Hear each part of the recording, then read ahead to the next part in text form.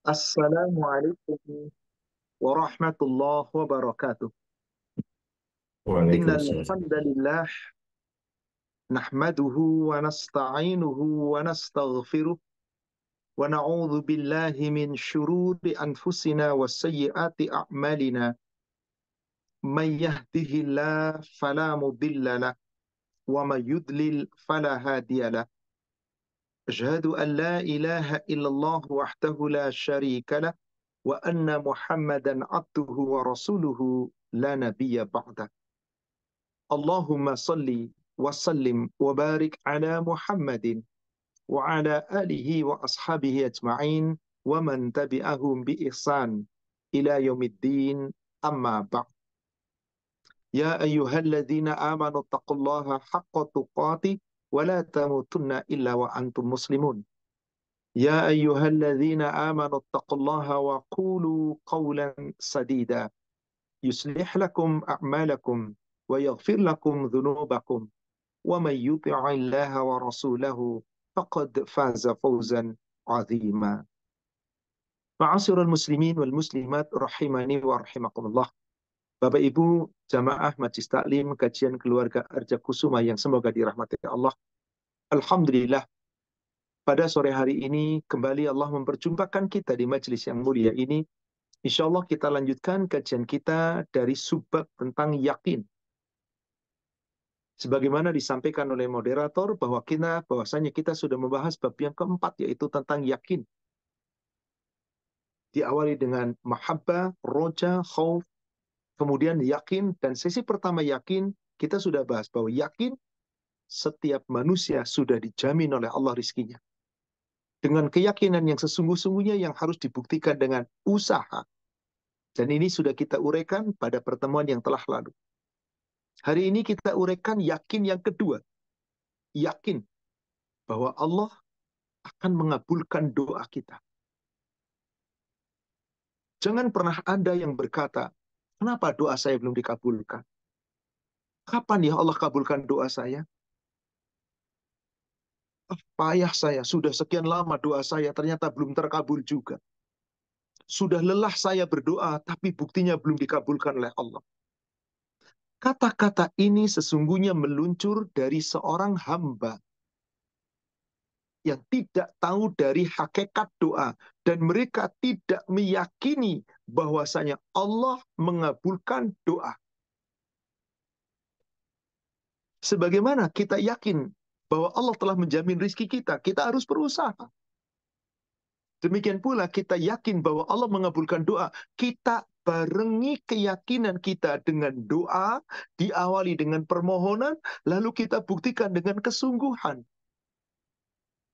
Anda doa minta rizki yang lapang. Yakin yang pertama kita upayakan. Betul, Allah menjamin rizki kita, tapi mari kita cari. Berusaha sungguh-sungguh. Dan ini sudah kita uraikan pertama. Yakin bahwasanya Allah nanti kita berikutnya, yakin mengampuni dosa. Sungguh-sungguh kita bertobat. Dan ini adalah bahasan sendiri. Ini kita membahas secara menyeluruh.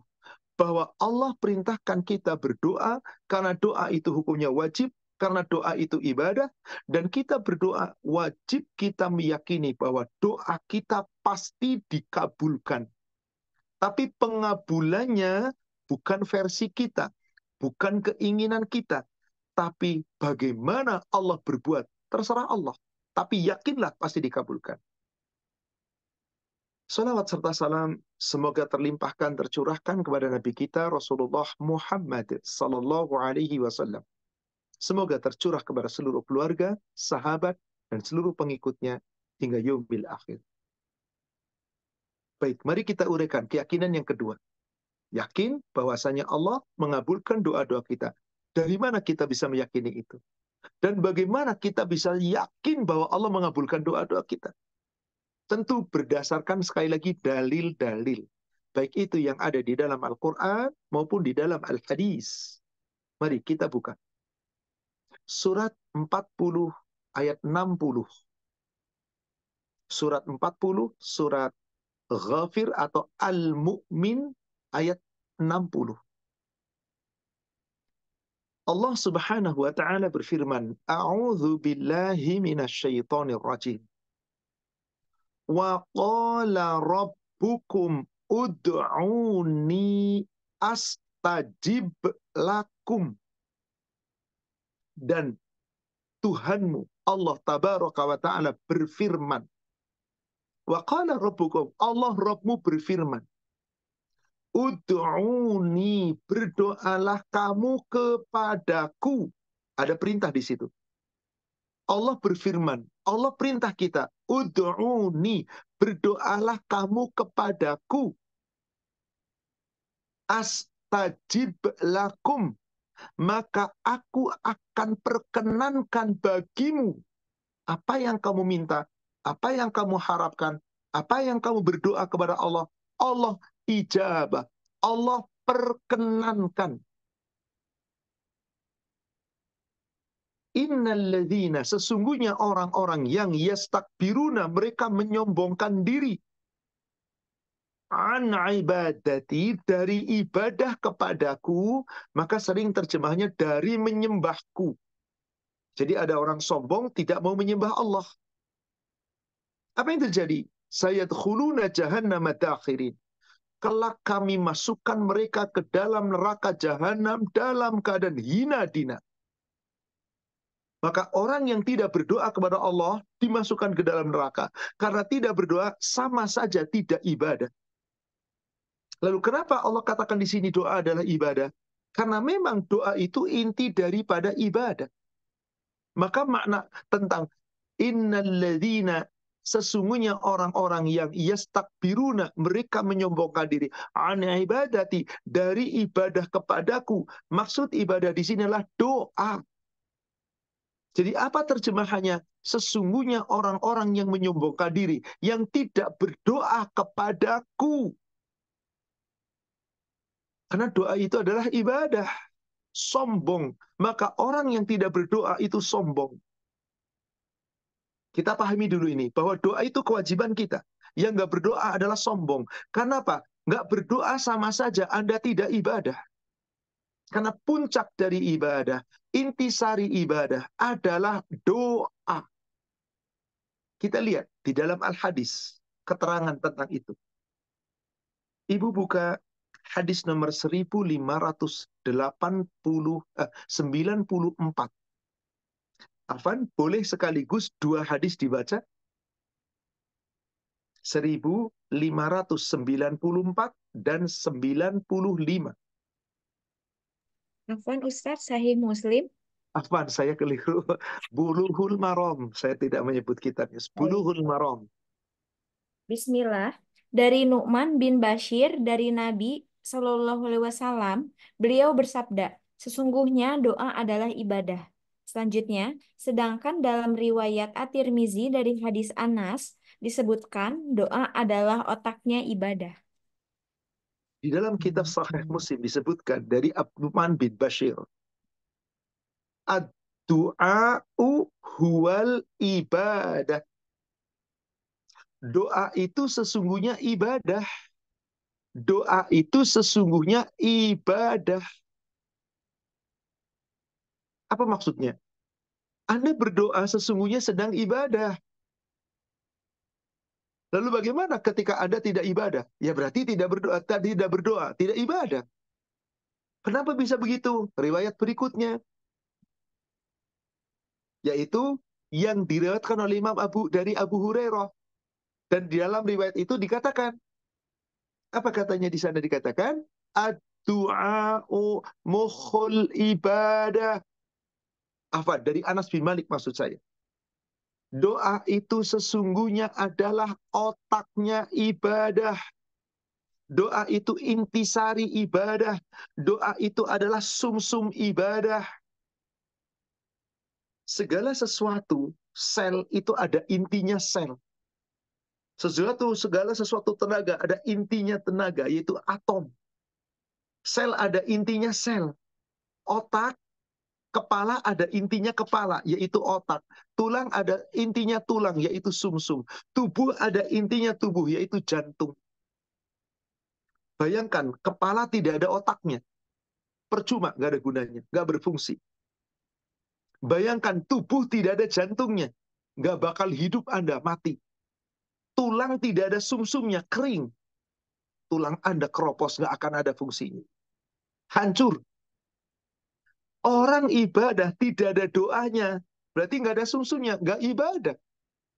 Maka segala sesuatu yang paling utama adalah doa.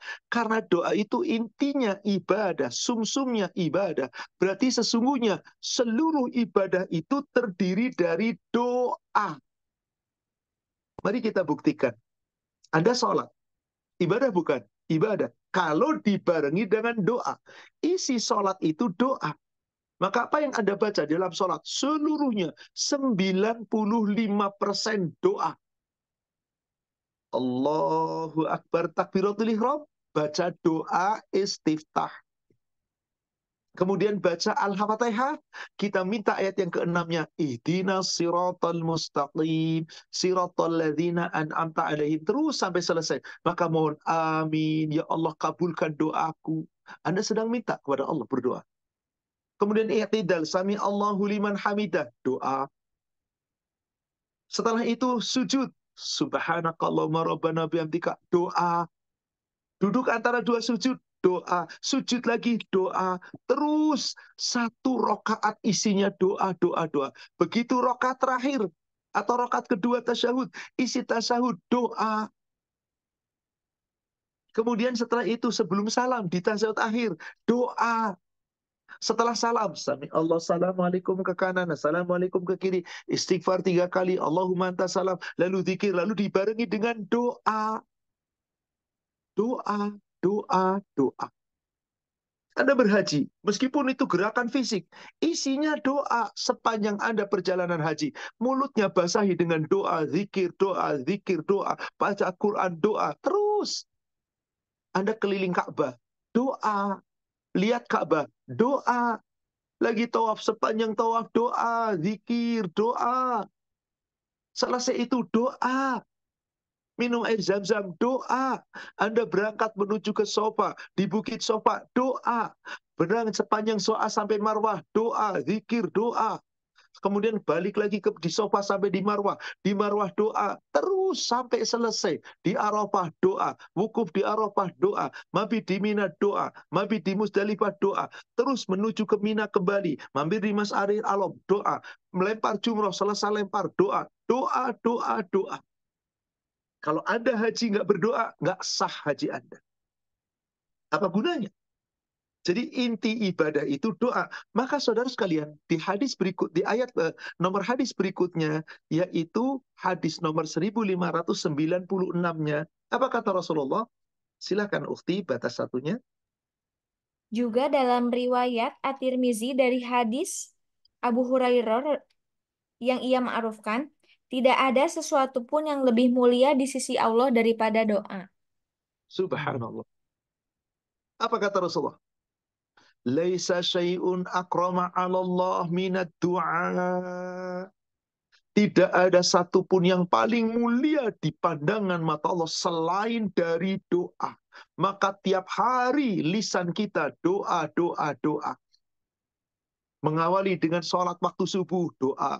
Sebelum itu bangun tidur, doa. Masuk ke kamar mandi, doa. Keluar kamar mandi, doa. Setelah wudhu, doa. Kita sholat malam, doa. Kita tahajud, doa. Kita sholat witir, doa. Kemudian setelah itu mendengar adzan, doa. Sholat qobliyah, doa. Sholat subuh, doa. Setelah subuh, zikir, doa. Setelah itu zikir pagi, doa. Terus doa, doa, doa. Maka apa yang paling mulia di sisi Allah? Ad-doa. Maka ada orang muslim, kok tidak berdoa? Sombong. Nih langkah awalnya. Harus berdoa. Yang nggak berdoa, sombong. Setelah itu kita berdoa. Harus yakin bahwa Allah mengabulkan doa kita. Tapi dengan syarat. Nggak setiap doa langsung dikabul. Ada syaratnya. Bagaimana syarat kita agar doa kita dikabul? Lihat kita ayat-ayat Al-Quran tentang itu. Surat 42 ayat 26 dan 27. Allah Subhanahu wa taala berfirman, "Wa yastajibul ladzina amanu wa amilus solihat. Dan dia Allah, wa yastajib, akan memperkenankan, akan mengabulkan doa orang yang beriman dan beramal soleh. Ini syarat agar doa dikabulkan. Miliki iman barengi dengan amal soleh. Miliki iman barengi dengan amal soleh. Baik amal soleh hablum minallah, ibadah, rukun Islam 5 yang wajib dijalankan semuanya semampu kita. Yang sunnah-sunnah kita jalankan semampu kita. Maka orang itu akan mendapatkan pengabulan doa. Kenapa? Karena dia buktikan dengan iman dan amal saleh. Bahkan bukan cuma diberikan pengabulan. Wa yaziduhum min fadli. Allah akan menambahkan. Apa yang ditambahkan oleh Allah? Karunia-Nya. Jadi sudah dikabulkan, Allah tambahkan karunia. Karunia dari Allah dalam doa itu pahala melimpah ruah dari doa kita. Jadi setiap orang berdoa, karena doa itu ibadah, pasti dapat karunia Allah.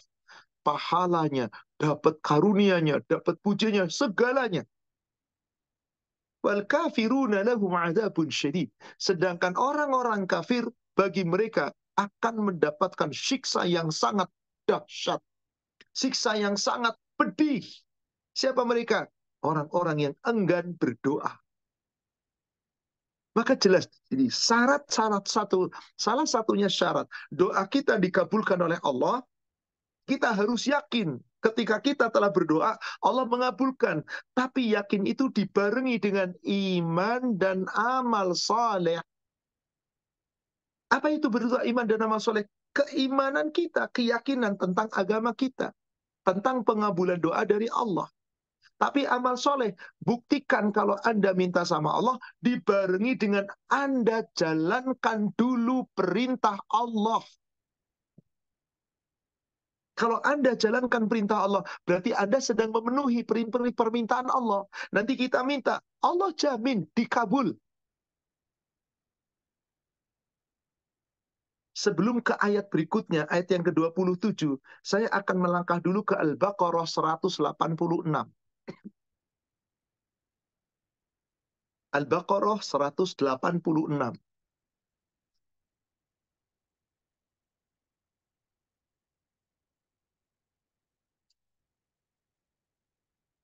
Wa idza sa'alaka ibadi anni fa inni qarib. Dan jika hamba-hambaku bertanya kepadamu ya Muhammad, jawablah, ini qarib, aku itu sangat dekat. Jadi kalau ada seorang hamba bertanya kepada Rasulullah sallallahu alaihi wasallam, di mana Allah? Maka jawabannya adalah Allah itu dekat. Ini qarib, aku sangat dekat, kata Allah. Lalu Allah menyatakan apa setelah itu? Ujibu da'wata da'i idza da'an.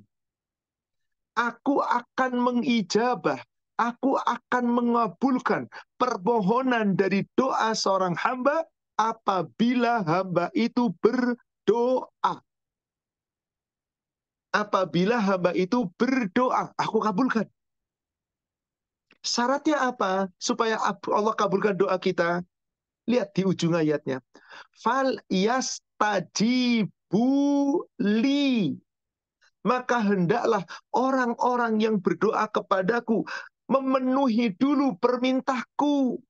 Perintah Allah kita penuhi. Yang Allah perintah kerjakan. Yang Allah larang tinggalkan. Yang Allah atur ikuti. Hukum Allah kita taati. Aturan Allah kita jalankan. Itulah yang dimaksud istajibuli, penuhi permintaanku. Kalau di dunia kita sudah memenuhi perintah Allah, Allah pasti akan kabulkan. Yakin itu. La'allahum yarsyudun, supaya mereka beruntung. Bukankah kita semua ingin beruntung? Maka yakinlah Allah mengabulkan doa kita. Tapi doa mana yang pasti Allah kabulkan? Nah, ini dia. Tidak setiap doa, Ibu. Dan cara Allah mengabulkan itu bermacam-macam. Ada 3 cara Allah mengabulkan doa kita.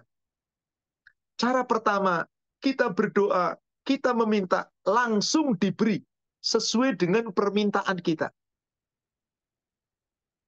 Cara kedua, kita berdoa, kita meminta kepada Allah, langsung diberi, tapi dari cara yang lain, dari sisi yang lain, bukan dari yang kita minta secara langsung.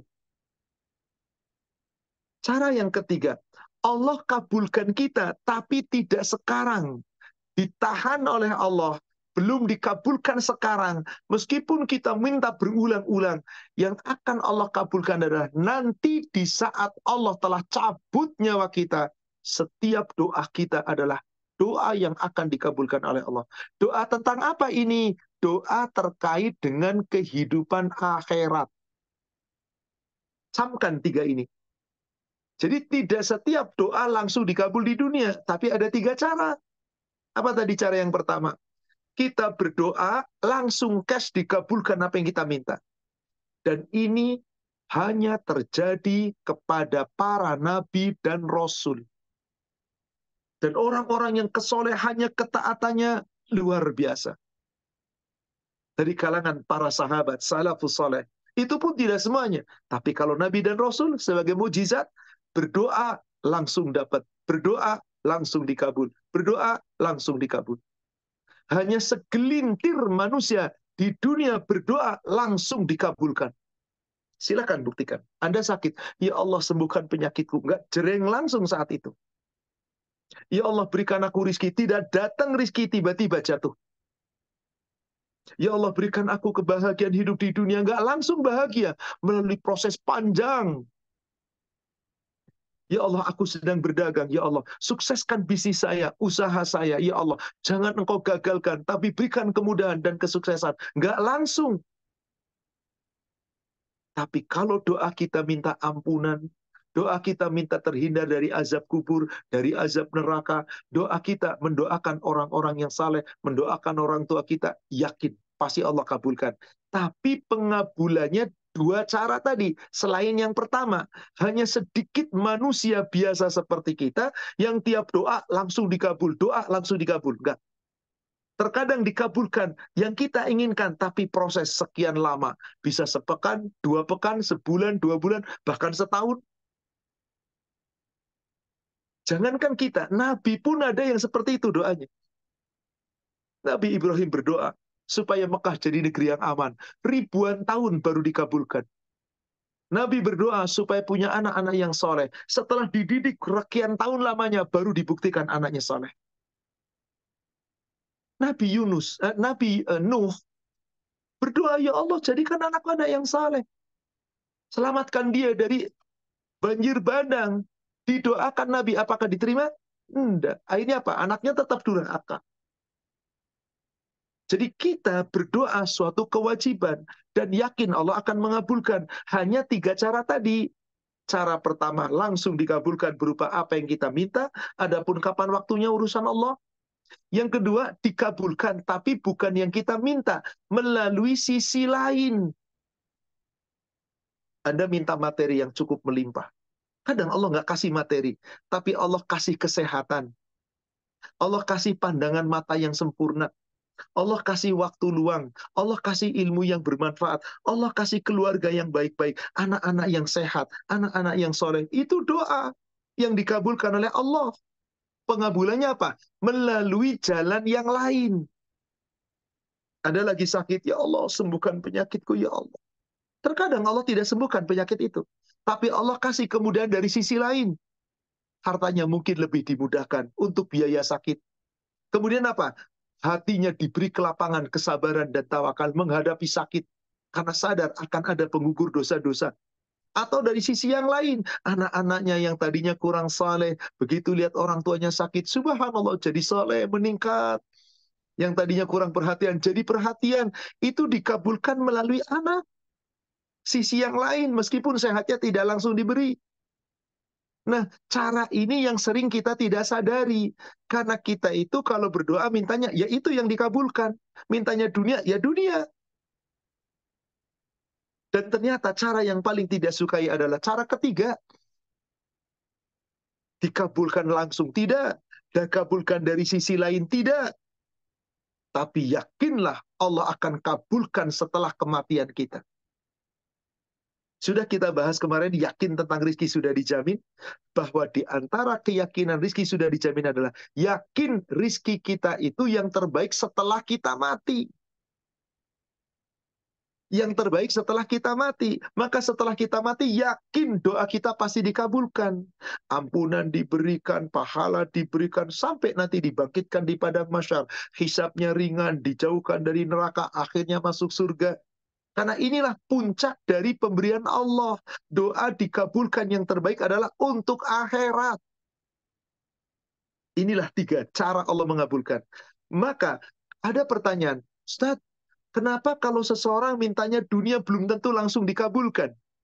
Nah, ini pertanyaan yang menarik. Dan sering kita lihat, kalau mintanya dunia, harta yang lapang, supaya sehat, supaya dikasih kedudukan. Ya Allah, saya mau pemilu, saya lagi mencalonkan diri. Ya Allah, jadikan saya pemenang. Banyak yang gagal. Bahkan mungkin yang nggak berdoa menang.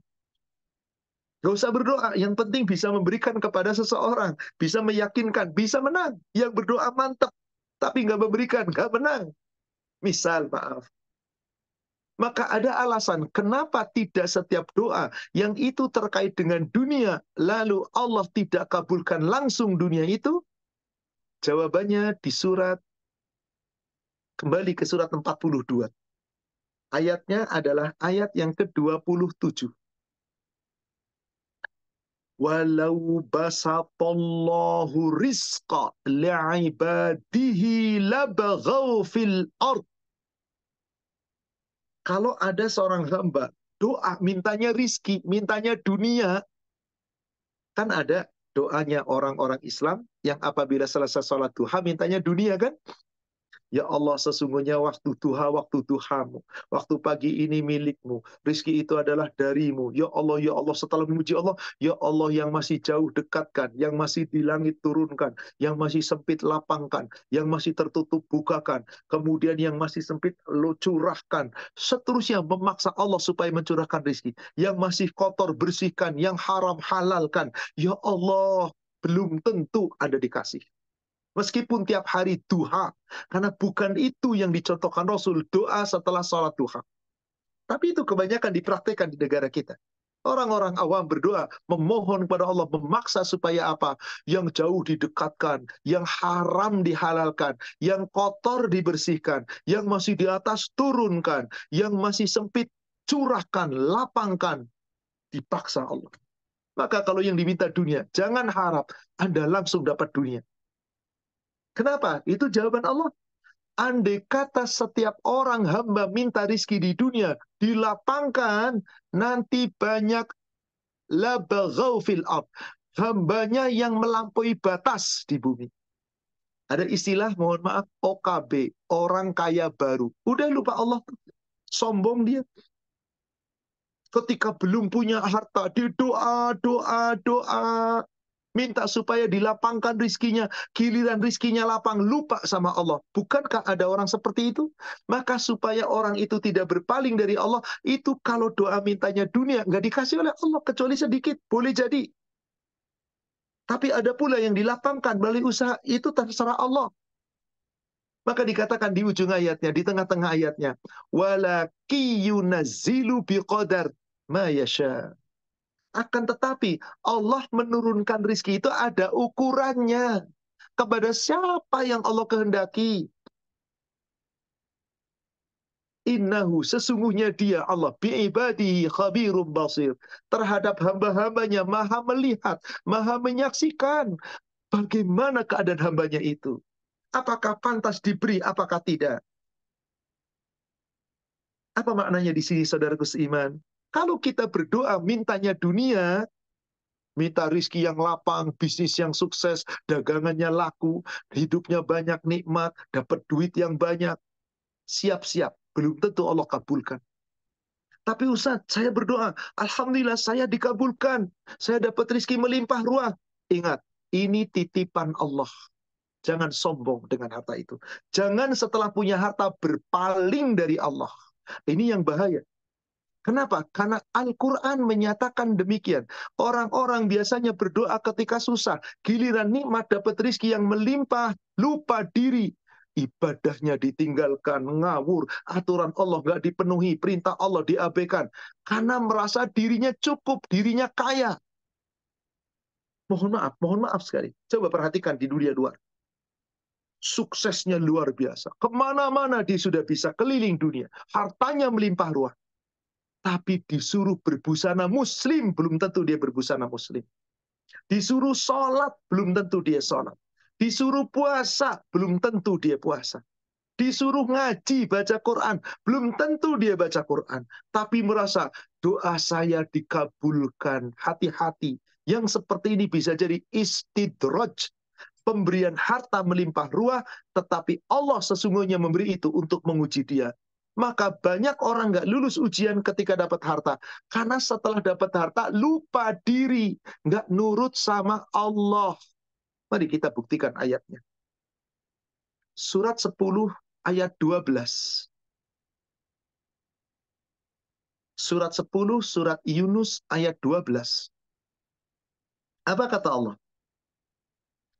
Idza massal insan, dan apabila manusia ditimpa suatu musibah, ditimpa suatu kesulitan, ditimpa suatu kesusahan, ta'ana, dia berdoa kepada kami, dia minta kepada kami, ya Allah lapangkan rizki, ya Allah sehatkan badan, ya Allah mudahkan hidup, ya Allah minta dunia, dunia, dunia. Subhanallah. Ini terjadi. Li jambihi au qa'idan au qa'imah. Bahkan doanya dalam keadaan berbaring, dalam keadaan duduk, dalam keadaan berdiri. Tapi apa yang terjadi ketika rizki telah diberi, lapang hidupnya? Falamma kashafna anhu durrahu marraka allam yad'una ila durrim masa. Maka ketika telah dicabut oleh Allah, kesusahannya dicabut, lalu dikasih nikmat, rizkinya lapang, badannya sehat, gembira, materi melimpah ruah. Mereka kemudian berpaling, seolah-olah mereka tidak pernah berdoa kepada Allah. Dikiranya sukses itu karena hebatnya dirinya. Lalu diabaikan perintah Allah. Kadzalika, demikianlah kata Allah, zuyyina lil musrifina ma kanu ya'malun. Allah jadikan orang-orang yang melampaui batas terasa indah apa yang telah mereka lakukan. Meskipun mereka nggak taat sama Allah, merasa indah, nikmat. Coba aja perhatikan. Betapa banyak manusia seperti itu ketika dikasih dunia. Lupa diri. Maka tadi surat 42 ayat ke-27. Kenapa setiap minta dunia Allah nggak selalu beri? Karena khawatir nanti hambanya pada ngawur setelah dapat. Gak bersyukur dengan cara yang benar. Syukurnya cuma di lisan, Alhamdulillah. Tapi perintah Allah nggak dijalankan. Aturan Allah nggak diikuti. Larangan Allah dilanggar. Tapi dia merasa nikmat hidupnya. Awas, hati-hati ini.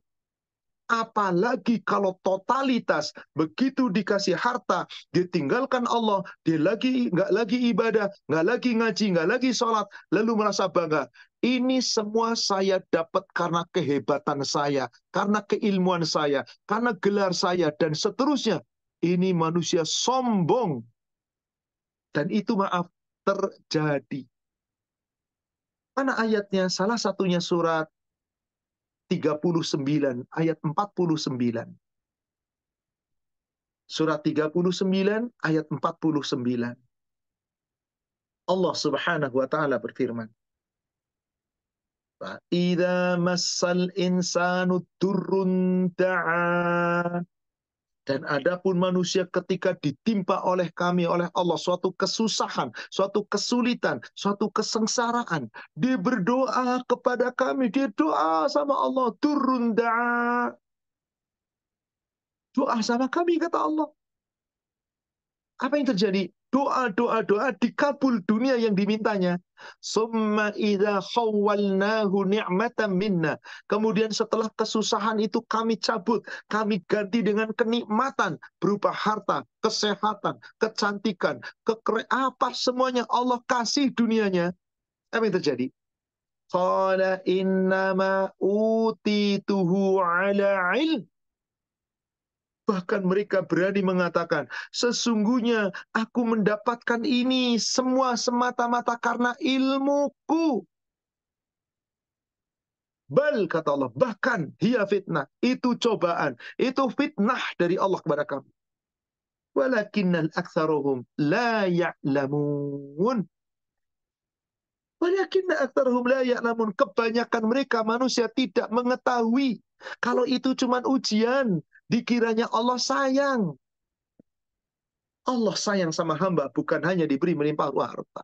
Karena betapa banyak orang yang dikabulkan doa tentang harta dunia, akhirnya makin jauh dari Allah, tapi dirinya merasa nyaman. Gak jalankan perintah Allah, aman-aman saja. Gak jalankan apa yang diatur oleh Allah, aman-aman saja. Melanggar larangan Allah, merasa happy. Karena merasa dirinya nikmat. Ah, inilah bahayanya. Ketika Allah mengabulkan doa seorang hamba, lalu doa itu dikabulkan dan merasa dirinya nikmat. Lalu dia mengatakan Allah salah sayang sama saya. Hati-hti saudara sekalian, ketika ada kasus yang seperti ini. Karena ini boleh jadi bukan pengabulan doa. Bahkan inilah yang disebut istidraj. Na'udzubillah. Diberikan dunia melimpah ruah, tapi dirinya makin jauh dari aturan Allah, dari syariat Allah, dari hukum Allah, dari segalanya. Mohon maaf, sekali lagi, saya mohon maaf. Wahai para wanita, Anda lihatlah, silakan Anda bercermin. Anda sudah dikasih harta melimpah ruah. Tolong tengok, sudahkah Anda mensyukuri nikmat Allah dengan benar? Sudahkah Anda jalankan perintah Allah? Salah satu perintah yang paling dilanggar umat muslimah, wanita-wanita muslim, menutup aurat. Tolong perhatikan itu.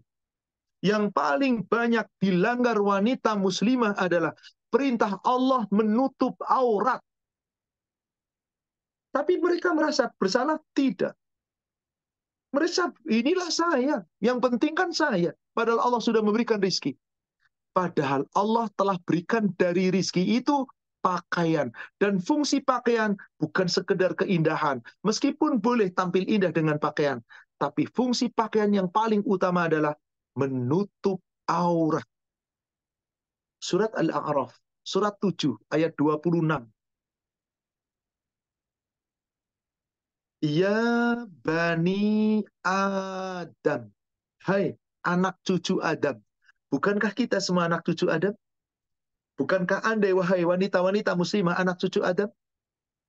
Khudhu zinatakum inda kulli masjid. Pakailah pakaianmu yang indah setiap kamu memasuki masjid. Pakai yang indah. Khudhu zinatakum. Wakulu, di situ perintahkan. Di sini, khudhu zinatakum inda kulli masjid. Pakailah pakaianmu yang indah. Apa? Saya keliru. Itu ayat ke-31. Maaf, saya keliru. Ayatnya ayat surat 7 Al-A'raf, ayatnya ayat ke-26. Saya keliru tadi membacanya ayat ke-31, ayat 26. Ya Bani Adam, qad anzalna alaikum libasa. Hai anak cucu Adam, sesungguhnya Allah telah menjadikan untukmu pakaian. Yuwari sawatikum warisha. Pakaian yang Allah sediakan untukmu adalah menutup auratmu. Tolong camkan, wahai para wanita muslimah. Jangan bangga dengan diri Anda ketika Anda belum menutup busana muslim dengan baik. Jangan bangga dengan harta kekayaan Anda jika perintah Allah ini belum Anda jalankan. Khudhu zinatakum inda kulli masjid. Pakai pakaianmu yang indah. Setiap kamu masuk masjid, pakailah pakaian yang menutup aurat. Qad anzalna alaikum libasa. Sungguh Allah telah menjadikan untukmu pakaian. Pakaian itu yuari sawatikum, untuk menutup auratmu. Warisha, dan untuk keindahan. Hai wanita muslimah, Anda boleh tampil indah dengan pakaian Anda. Asal menutup aurat, itu fungsi utama. Walibasut taqwa dzalika khair. Pakaian takwamu itu yang paling baik. Orang yang punya pakaian takwa pasti nurut dengan Allah. Maka disyukuri segala rezeki yang datang itu. Yakin ini hanya titipan. Dzalika khair. Itu yang lebih baik. Maka di ujung ayatnya Allah cuma mengatakan, dzalika min ayatillah la'allakum tadzakkarun. Yang demikian itu sebagian dari tanda-tanda kebesaran Allah. Ayat-ayat Allah, perintah Allah, aturan Allah. Agar kamu selalu ingat Allah. Maka ketika seorang hamba dikasih rizki dunia, tapi nggak nurut sama Allah, maaf. Jangan sampai itu adalah istidraj. Istidraj. Maka apa yang terjadi kalau sudah istidraj? Mereka merasa lebih baik. Mereka merasa benar. Mereka merasa seakan-akan apa? Inilah aku. Maka dia tidak menyangka dirinya telah berbuat kesalahan. Kenapa? Itu tadi saudaraku seiman. Karena menganggap ini semua adalah yang penting saya. Hati-hatilah. Kembali ke masalah doa tadi, saudaraku seiman yang semoga dirahmati Allah. Kita wajib meyakini bahwa Allah mengabulkan doa kita. Dan Allah pasti mengabulkan doa kita jika kita beriman dan beramal soleh. Dan syaratnya kita senantiasa memohon kepada Allah. Tetapi kita harus jalankan dulu perintahnya. Wal yastajibuli, penuhi dulu perintahku. Perintah Allah kita kerjakan, larangan kita tinggalkan, aturan kita ikuti. Allah akan kabulkan. Dan pengabulannya dengan 3 cara. Tadi sudah dijelaskan. Bisa langsung, bisa dengan cara lain, bisa ditunda. Yang mana yang kita akan dapatkan? Wallahu a'lam. Boleh jadi ada yang bisa mendapatkan secara langsung. Boleh jadi ada pula yang mendapatkannya setelah itu. Dan seterusnya, yang terpenting, terus kita berdoa. Dan yakinlah Allah mengabulkan doa kita. Asal syaratnya terpenuhi. Ada doa yang tidak akan terpenuhi. Selain syarat-syarat yang tadi dalam Al-Quran telah disebutkan. Lihat, ukhti buka Sahih Muslim 2354.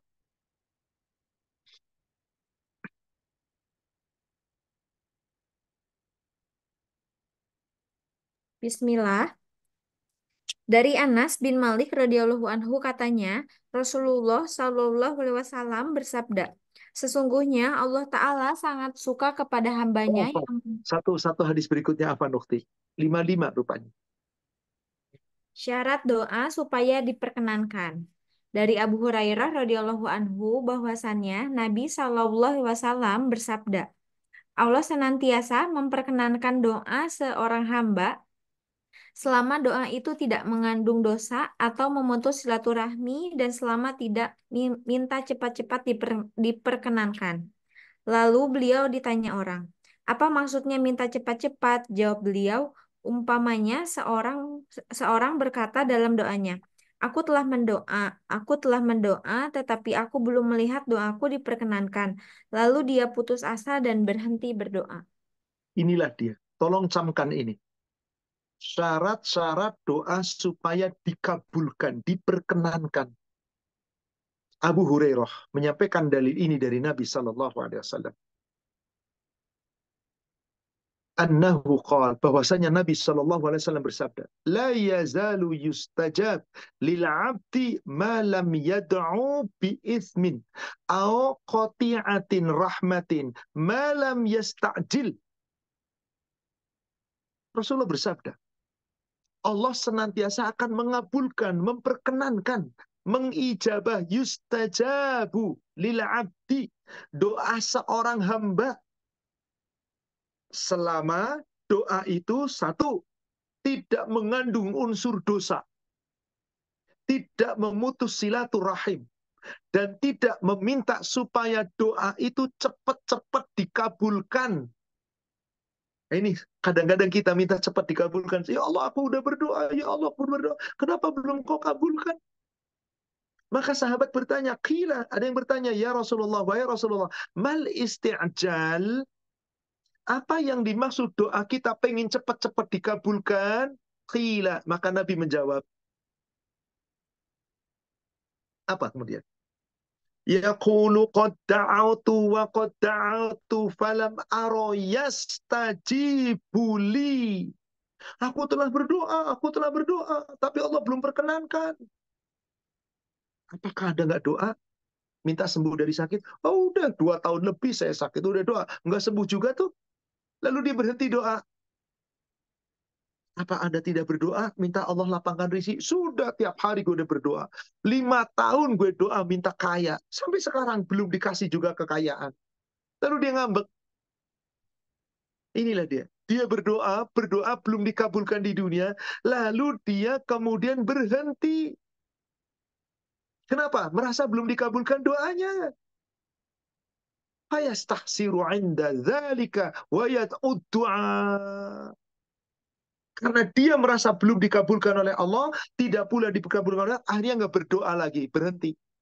Kenapa Anda tidak berdoa? Percuma saya. Bertahun-tahun saya berdoa, nggak dikabulkan juga. Nah, ini orang sombong. Dia merasa apa? Allah tidak mengabulkan doa. Kenapa? Karena tidak tahu, tidak sadar cara mengabulkan doa Allah ada 3 cara.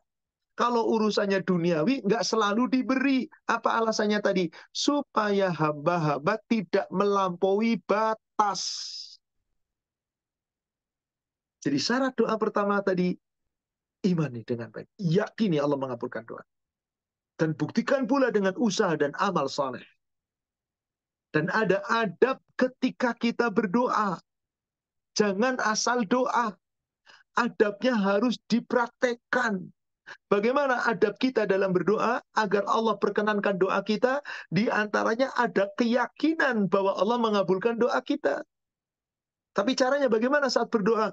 Tundukkan hati kita, lembutkan suara kita, rendahkan diri kita. Surat Al-A'raf, surat 7, ayat 55 dan 56. Allah Subhanahu wa taala berfirman,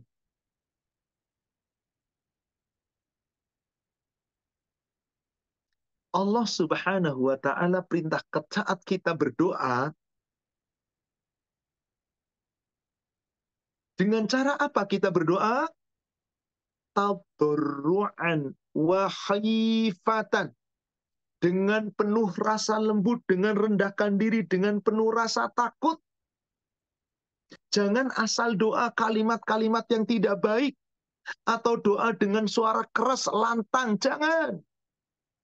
Ud'u rabbakum, berdoalah kamu kepada Rabbmu. Tadarru' dengan merendahkan diri. Serendah-rendahnya, rendahkan hati Anda di hadapan Allah. Rendahkan diri Anda di hadapan Allah. Wa khifa khofiyatan, dengan penuh rasa takut. Innahu la yuhibbul mu'tadin. Dia Allah tidak menyukai orang yang melampaui batas. Jadi saat doa bagaimana? Angkat tangan kita, tundukkan hati kita, tundukkan wajah kita dengan penuh rasa takut. Seakan-akan apa? Suara yang lembut, suara yang rendah, jangan kenceng-kenceng. Allah Maha mendengar. Kemudian ayat ke-56-nya, wala tufsidu fil ardi ba'da islahiha. Jangan kamu membuat kerusakan di muka bumi setelah Allah memperbaikinya. Wada'uhu, dan berdoalah kamu kepadanya, yaitu kepada Allah. Dengan cara apa? Khaufan wa tama'a. Dengan penuh rasa takut, dengan penuh keyakinan, penuh harap.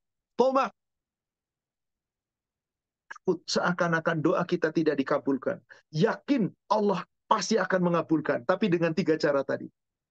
Inna rahmatallah qaribum minal muhsinin. Sesungguhnya rahmat Allah, kasih sayang Allah, qarib, sangat dekat minal muhsinin, terhadap orang-orang yang senantiasa berbuat baik. Ketika seseorang berbuat baik, yakinlah Allah pasti akan dekat sekali.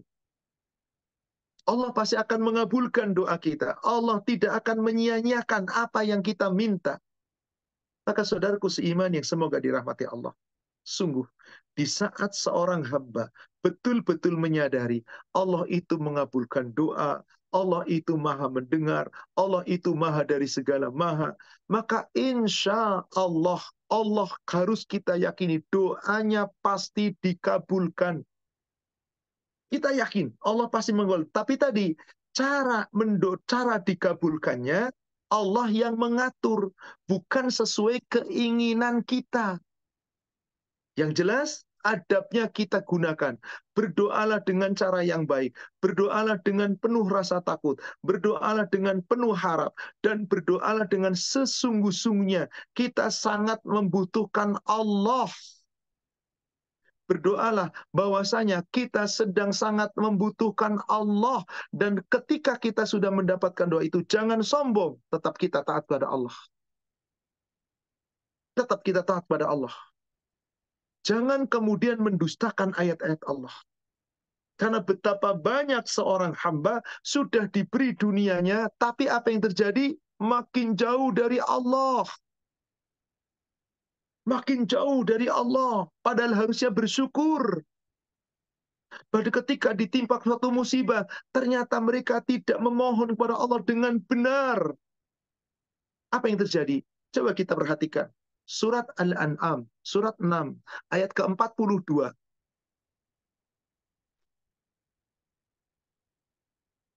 Walaqad arsalna ila umam.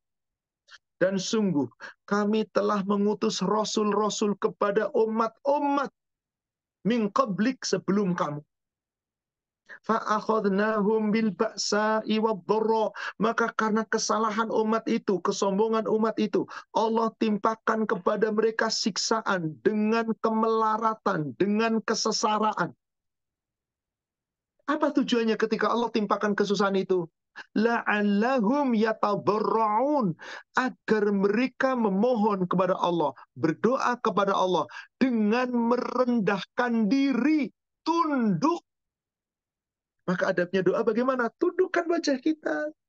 Angkat tangan boleh, tidak mengangkat tangan tidak mengapa. Yang penting tundukkan wajah kita. Rendahkan suara kita. Allah Maha mendengar. Maka ada orang yang berdoa, kok tidak merendahkan diri?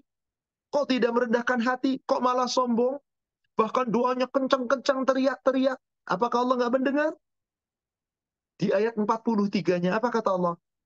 Falaula id ja'ahum ba'suna tadarra'u. Tetapi mengapa mereka ketika memohon kepada Allah tidak dengan merendahkan hati? Tidak dengan kelembutan suara ketika siksaan kami datang menimpa mereka. Kenapa malah Anda teriak-teriak? Ya Allah, salah apa saya? Dosa apa saya? Kenapa teriak-teriak? Kenapa tidak rendahkan diri Anda? Walakin qasat qulubuhum. Akan tetapi Allah telah memati hati mereka. Telah menjadi keras hati mereka. Bahkan tidak lagi taat kepada Allah. وَزَيَّنَّا لَهُمُ الشَّيْطَانُ مَا كَانُوا يَعْمَلُونَ. Maka dijadikanlah oleh syaitan segala sesuatu perbuatan manusia terasa indah. Mereka mengerjakan salah, tapi merasa benar. Kalau sudah seperti itu, bagaimana Allah akan mengabulkan doa? Berarti di sini, saudaraku sekalian yang semoga dirahmati Allah, jelas bahwasanya kita wajib berdoa dan memohon kepada Allah. Dan yakinlah bahwa Allah pasti mengabulkan doa kita. Adapun cara pengabulannya, terserah Allah. Yang jelas, sepanjang kita hidup di dunia, Allah perintahkan kita agar kita berdoa. Karena doa itu apa tadi hukumnya? Wajib. Siapa yang tidak berdoa? Sombong. Siapa yang tidak berdoa? Sombong. Dan siapa yang berdoa? Hendaklah mengikuti aturan-aturan Allah. Tidak boleh kita berdoa dengan arogan dan seterusnya. Dengan cara yang begitu alkan. Tidak dengan melembutkan suara. Tidak merendahkan diri. Mereka tidak mengikuti aturan Allah. Berdoalah dengan penuh rasa takut. Dengan suara yang lembut. Rendahkan diri di hadapan Allah. Insya Allah. Kalau itu kita lakukan, Allah akan mengabulkan doa kita.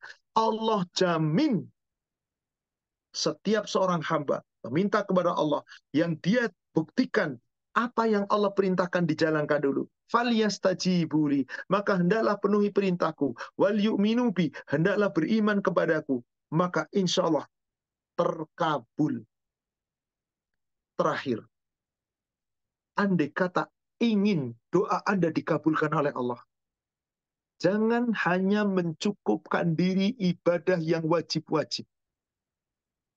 Hendaklah kita senantiasa menjaga ibadah-ibadah sunnah. Jika itu kita lakukan, Allah jamin setiap permintaan Anda Allah beri. Apa yang Anda minta, Allah beri. Apa yang Anda minta pertolongan, Allah tolong. Apa yang Anda minta untuk perlindungan, Allah lindungi. Minta penjagaan, Allah jaga. Minta sesuatu, Allah beri. Asal Anda konsekuen, continue, dawam, istiqamah. Bukan mengerjakan yang wajib-wajib saja. Termasuk yang sunnah-sunnah. Terutama sunnah-sunnah dari sisi sholat. Rawatib. Sholat malam, tahajud. Sholat witir. Dan sholat-sholat sunnah yang lain. Termasuk saum-saum sunnah. Senin Kemisnya, tengah bulannya. Dan saum tertentu yang diperintahkan oleh Rasulullah. Selain dari saum wajib. Dan banyak-banyak kita bersedekah sunnah. Sebagai amal jariah untuk kita. Tambahan kebaikan. Selain zakat dan infak kita. Perbanyak sedekah kita. Kalau itu kita lakukan, Allah berikan jaminan. Doa Anda dikabul. Bukti, ada kitab Riyadus, ada kitab Syarah Arba'in An-Nawawiyah. Ada Ustadz. Boleh dibuka hadis nomor 38. 38.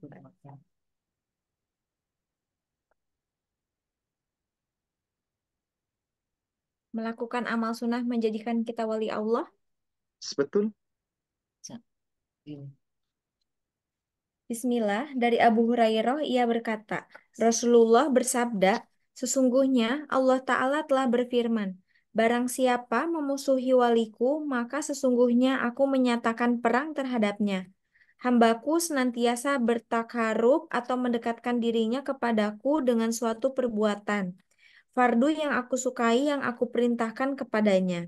Hambaku senantiasa bertakarub kepadaku dengan melakukan amalan-amalan sunnah sehingga aku mencintainya. Jika aku telah mencintainya, maka jadilah aku sebagai pendengarannya yang ia gunakan untuk mendengar, sebagai penglihatannya yang ia gunakan untuk melihat, sebagai tangannya yang ia gunakan untuk memegang, dan sebagai kakinya yang ia gunakan untuk berjalan. Jika ia memohon sesuatu kepadaku, pasti aku mengabulkannya, dan jika ia mohon perlindungan, pasti akan aku berikan perlindungan kepadanya. Coba lihat, siapa yang sedang berfirman ini? Untung udah ngasih kakak. Allah, hadis qudsi firman Allah. Inna Allah Ta'ala qal. Allah Ta'ala berfirman, Man adali waliyan faqad azantuhu bil harb. Siapa yang memusuhi wali-waliku, sesungguhnya aku umumkan perang. Wa ma taqarraba ilayya 'abdi bi syai'in ahabbu ilai mimma aftaradtuhu alaihi.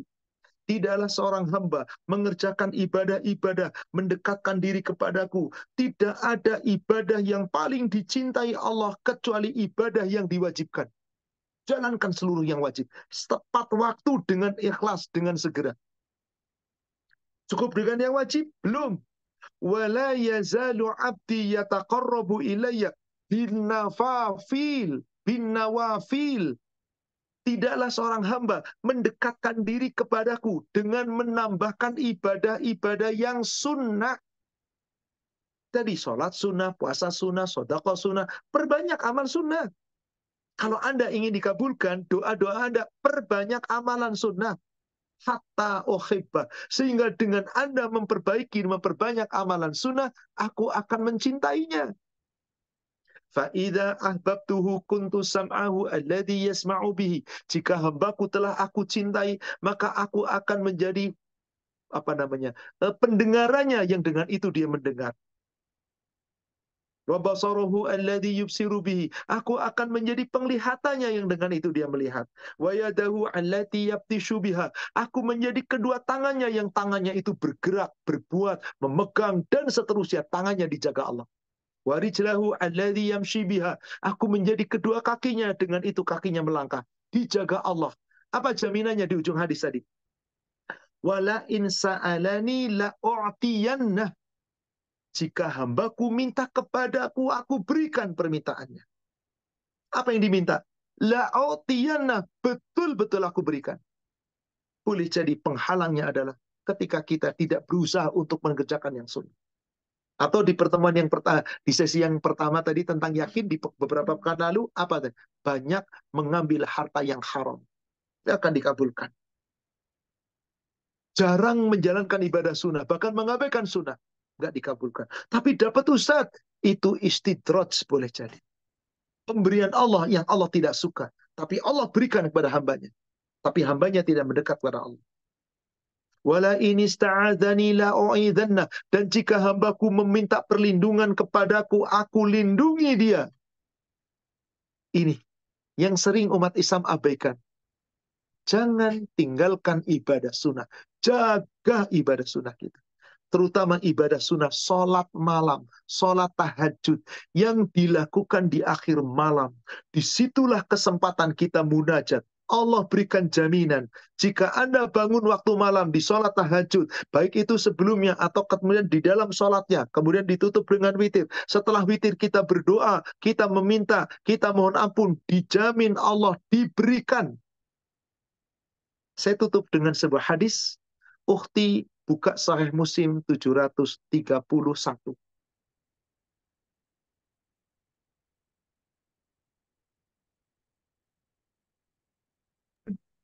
Dari Abu Hurairah radhiyallahu anhu katanya, Rasulullah Shallallahu alaihi wasallam bersabda, Allah tabaraka wa ta'ala turun setiap malam ke langit dunia, yaitu kira-kira sepertiga malam yang akhir. Dia berfirman, siapa yang memohon kepadaku, aku perkenankan. Dan siapa yang meminta kepadaku, aku beri. Dan siapa yang mohon ampun kepadaku, aku ampuni dia. Saudara sekalian, di antara salat-salat sunnah yang paling disenangi Allah, yang paling dicintai Allah, tahajud. Sekurang-kurangnya witir yang kita lakukan di akhir malam. Subhanallah, Allah berikan jaminan. Yanzilu Rabbuna tabaraka wa ta'ala kulla laylatin hina yabqa thuluthul laylil akhir. Allah tabaraka wa ta'ala turun ke langit dunia mengontrol hamba-hambanya. Siapa hambanya sedang doa, yang sedang ibadah, yang sedang munajat. Diperhatikan turun tiap hari, tiap malam ke langit dunia. Tapi tidak dari awal malam, thuluthul laylil akhir. Hanya di sepertiga malam yang akhir. Fayaqul, Allah kemudian berfirman, may yad'uni astajibu lahu. Siapa yang berdoa kepadaku, aku perkenankan doanya. Wa may yas'aluni fa'u'tiyahu. Siapa yang meminta kepadaku, aku berikan permintaannya. Wa may yastaghfiruni fa'aghfiru lahu. Siapa yang mohon aku ampuni, mohon ampunan kepadaku, aku ampuni dia. Nanti kita akan mendalami, yakin bahwa Allah mengampuni dosa kita dengan dalil-dalil yang lain. Artinya apa, saudara sekalian? Siapa yang ingin doanya dikabulkan, ada upaya. Ibadah kita perbaiki. Ibadah sunnah kita tingkatkan. Iman kita pelihara. Amal soleh kita perbanyak. Seperti yang sudah kita uraikan dari ayat dan hadis yang baru saja kita uraikan. Kalau itu kita lakukan, yakin Allah mengabulkan doa kita. Tapi tadi 3, bisa langsung berupa apa yang kita minta, bisa melalui cara yang lain, diberikan dari yang lain, atau kalau toh tidak, yakin Allah pasti kabulkan nanti untuk yaumil akhir, di surga. Wallahu a'lam. Demikian, saudaraku seiman, para jamaah dari pengajian keluarga Aja Kusuma yang semoga dirahmati Allah. Tema kita dari yakin, yaitu subtema yakin sesi kedua. Insya Allah kita masih melanjutkan sesi ketiga dari subtema yakin pada pertemuan yang akan datang. Insya Allah. Wallahu a'lam. Kami kembalikan kepada admin. Silakan Pak Irfan, kita bisa lanjutkan sesi tanya jawab. Alhamdulillah, jazakallahu khairan Pak Ustadz Ahmad atas kajiannya pada sore hari ini. Alhamdulillah sudah ada beberapa pertanyaan yang masuk Pak Ustadz, jadi saya langsung masuk ke pertanyaannya. Bismillah. Pertanyaan pertama, ada dua pertanyaan Pak Ustadz, saya coba gabungkan karena ini relevan. Pertanyaan pertamanya adalah, Pak Ustadz, saya dengar dari ceramah eh, di tempat lain bahwa berdoa setelah sholat wajib itu tidak diwajibkan. Yang lebih wajib adalah berzikir setelah sholat wajib. Itu yang pertama, Pak Ustadz. Yang kedua, saya gabungkan. Pak Ustadz Afwan, di mana waktu yang lebih mustajab untuk berdoa? Berdoa setelah sholat wajib atau berdoa setelah sholat tahajud? Betulkah tidak dianjurkan doa setelah sholat wajib? Bisa dikatakan betul, bisa juga dikatakan tidak. Kalau yang dimaksud doa setelah wajib dianjurkan adalah doa-doa yang banyak kita minta, betul. Kapan sih yang dianjurkan doa itu sebelum sholat wajib? Apa yang dimaksud sebelum sholat wajib? Sebelum Anda berzikir setelah sholat, sebelum sholat wajib, sebelum sebelum Anda sholat ba'diyah, bukan setelah sholat, sebelumnya intinya, sebelum sholat wajib. Kenapa? Karena doa yang paling baik kita minta di setiap waktu sholat 5 waktu adalah selain di dalam sholat, dari seluruh sholat, dan dari seluruh sholat adalah pada waktu sujud, maka sebelum sholat, sebelum dikumandangkan qomat, berarti sebelum sholat wajib, itu yang paling mustajab. Silakan ukti buka Bulughul Maram, nomor hadis 1597.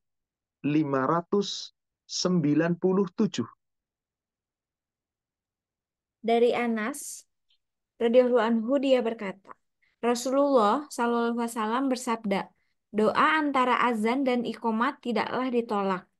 Ini saudara sekalian, bukan setelah sholat, sebelum sholat. Ad-du'a bainal azan wal iqamah la yurad. Doa antara adzan dan iqamah itu tidak tertolak. Maka sebaik-baik kita doa dengan bahasa kita, dengan bahasa apapun. Monggo sebelum sholat. Ustadz, saya sholatnya di rumah. Saya kan nggak dengar komatnya di masjid. Ya Anda komatkan di rumah sendiri. Sunnahnya Anda, wahai para wanita, sebelum Anda sholat wajib, komat dulu untuk diri Anda. Adzan sudah terdengar, tentu saja komat. Contoh, Anda sudah selesai nih. Berwudu, qobliyah, dan seterusnya. Sebelum sholat fardu, qomat untuk diri. Allahu Akbar, Allahu Akbar. Asyhadu an la ilaha illallah. Asyhadu anna Muhammadar Rasulullah. Hayya ala shalah, hayya ala falah. Itu qomat untuk diri sendiri. Baru kita tegak hadap kiblat. Bismillah, Allahu Akbar. Nah, sebelum ini, Anda sunnahnya adalah doa dulu. Hadisnya tadi sahih. Ad-du'a bainal adhan wal iqamah la yurad. Lalu kapan lagi selain ini? Tadi sudah kita bahas 731 Sahih Muslim. Di saat di waktu malam setelah Anda tidur, bangun tidur di akhir malam. Anda baca sebelum tahajud boleh, Anda baca kemudian setelah tahajud boleh. Silakan minta. Tadi apa jaminan Allah? Yang berdoa aku perkenankan, yang meminta aku beri, yang mohon ampun aku ampuni. Ini yang paling mustajab. Dan di waktu Anda sedang saum, baik itu saum yang telah lalu, yaitu saum Ramadan, atau saum-saum sunnah. Menjelang waktu berbuka, ketika Anda saum Senin, Kemis, Ayyamul Bait, menjelang waktu berbuka, itu mustajab. Lalu bagaimana tadi? Betulkah tidak dianjurkan doa setelah sholat fardu? Betul. Yang dimaksud adalah doa-doa yang kita banyak minta, nggak dianjurkan. Cukup ikuti contoh Nabi. Setelah selesai kita sholat, kita berzikir. Itu lebih baik, betul. Tapi setelah zikir ada doa yang dicontohkan Nabi. Jangan ditinggalkan. Apa doanya? Coba ibu buka di kitab Bulughul Maram, nomor hadis 744.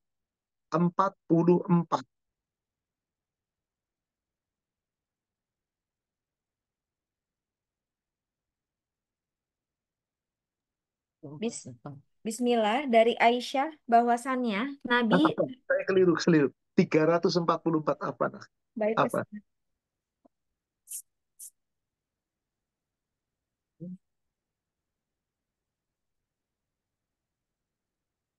Bismillah dari Sauban Oh, radhiyallahu anhu bukan. Oke. Kalau gitu sebelumnya 43, maaf. dari saat ya Ustadz. Sa'ad bin Abi Waqqas, afwan. Dari Sa'ad bin Abi Waqqas radhiyallahu anhu bahwasannya Rasulullah Shallallahu alaihi wasallam berlindung dari beberapa hal di setiap selesai sholat, yaitu dengan mengucapkan, Ya Allah, sesungguhnya aku berlindung kepadamu dari sifat bakhil. Aku berlindung kepadamu dari sikap pengecut, dan aku berlindung kepadamu dari kembalinya diri saya kepada umur yang hina atau lemah di usia pikun seperti di waktu kecil. Dan aku berlindung kepadamu dari fitnah dunia, serta aku berlindung kepadamu dari azab kubur. Bukankah ini doa? Coba kapan doa ini dibaca?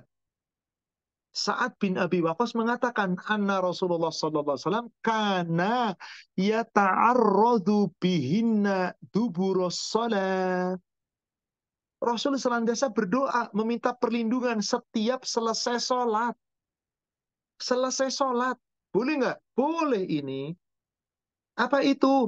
Allahumma inni a'udzubika minal bukhl wa a'udzubika minal jubn wa a'udzubika min an uradda umur. Sampai selesai. Bukankah ini doa? Kapan dibaca? Setelah selesai sholat. Jadi kalau dikatakan tidak boleh doa setelah sholat, lah Rasul mencontohkan kok. Tapi kalau doa yang lain-lain setelah sholat, nggak perlu. Ini sudah cukup. Tambahkan lagi satu doa yang Rasul wasiatkan kepada Muaz bin Jabal. Nomor hadis 346. Bismillah dari Muaz bin Jabal radhiyallahu anhu bahwasannya Rasulullah Shallallahu alaihi wasallam bersabda kepadanya, Wahai Muaz, aku wasiatkan kepadamu setelah selesai dari setiap sholat, janganlah kamu sekali-kali meninggalkan bacaan, Ya Allah, bantulah aku untuk mengingatmu, mensyukurimu dan memperbaiki ibadahku kepadamu. Ini doa. Kapan diperintahkan oleh Rasul? Ya Muaz, usika, hai Muaz, aku wasiatkan kepada kamu. La tada'anna, jangan kamu meninggalkan doa. Dubura kulli salatin maktubah. Setiap kamu selesai sholat fardu. Antakul, hendaklah kamu doa ini. Allahumma a'ini ala zikrika wa syukrika wa husni ibadatik. Jadi dua doa ini setelah sholat fardu sudah cukup. Ibu itu sudah mencakup. Sudah cukup Bapak. Nggak perlu nambahin yang lain. Ustadz, saya pengen mendoakan orang tua saya. Rabbi fili wali walidayya. Sebelum sholat fardu itu yang terbaik. Sebelum qomat. Ustadz, saya pengen mendoakan anak saya biar lulus ujian, biar nilai baik. Ya Allah, berikan kelulusan untuk anakku, lapangkan dadanya. Ya Allah, mudahkan, jangan kau persulit. Sebelum qomat. Jadi doa dengan bahasa kita, apapun yang kita ingin minta, masalah apa yang kita inginkan, mendoakan orang tua, anak, diri sendiri, baik dengan bahasa kita ataupun bahasa yang lain, sebelum qomat. Kalau sudah selesai qomat, berarti sholat fardu. Setelah sholat fardu dzikir, tutup dengan dua doa ini, beres. Sudah. Tutup lagi dengan ayat kursi, beres. Sudah. Nggak perlu dengan tambahan doa. Betul. Dan ini dalil. Tapi Ustadz, banyak orang yang doanya panjang-panjang setelah sholat. Ya silahkan saja. Dikabulkan nggak Ustadz? Allahu a'lam. Yang jelas, dalil menyatakan yang terbaik doa kita sebelum sholat fardu. Demikian. Wallahu a'lam.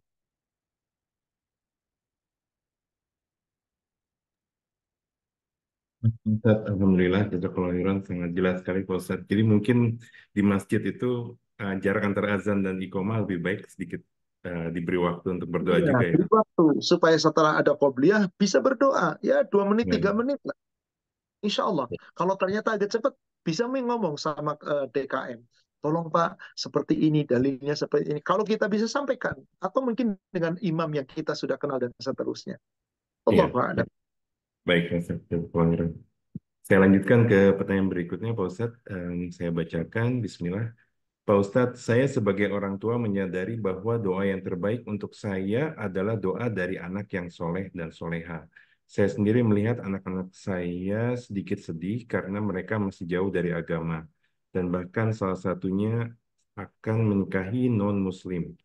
Yang tak, saya takut tidak ada yang mendoakan saya setelah saya berpulang nanti. Apakah ada doa lain selain dari anak sendiri yang masih bisa sampai ke saya saat saya berpulang nanti, Ustadz? Doa yang terbaik itu dari diri kita, bukan dari anak.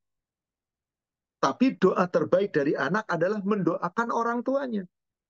Supaya orang tuanya dapat pengampunan, dapat perlindungan, dapat penjagaan. Lah bagaimana kita harapkan kalau anak kita kurang soleh? Koreksi diri. Kenapa anak kita kurang soleh? Jangan salahkan mereka. Boleh jadi kita nggak didik dengan benar. Iya Ustaz, tapi sudah terlambat. Ya sudah, kita mohon ampun pada Allah. Ya Allah, karena kebodohanku, kejahilanku tentang ilmu agama. Aku tidak mendidik anak-anakku dengan ilmu agama. Sehingga anak-anakku tidak menjadi anak yang saleh. Bahkan kurang baik ibadahnya sering ditinggalkan, sering diabaikan. Ya Allah, ampuni dosaku. Berilah petunjuk kepada anak-anak. Jangan mengharapkan doa dari mereka. Kita mohon supaya mereka dapat petunjuk dulu. Apalagi sampai ada anak yang mau menikah dengan non-muslim. Inna lillahi wa inna ilaihi raji'un. Ini musibah. Musibah besar bagi orang tua.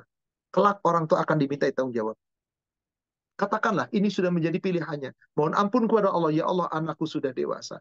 Tidak mau diatur, aku sudah sampaikan, ya Allah. Tapi dia tetap memilih seperti itu. Ya Allah, aku berlepas diri dari perbuatan anakku. Aku sudah menyampaikan. Aku sudah. Tapi anakku yang memilih. Semoga diampuni. Tapi jangan lagi berharap dari doa anak yang seperti itu. Bagaimana akan dikabulkan oleh Allah? Lah dirinya nggak menjalankan perintah Allah. Bahkan melanggar aturan Allah.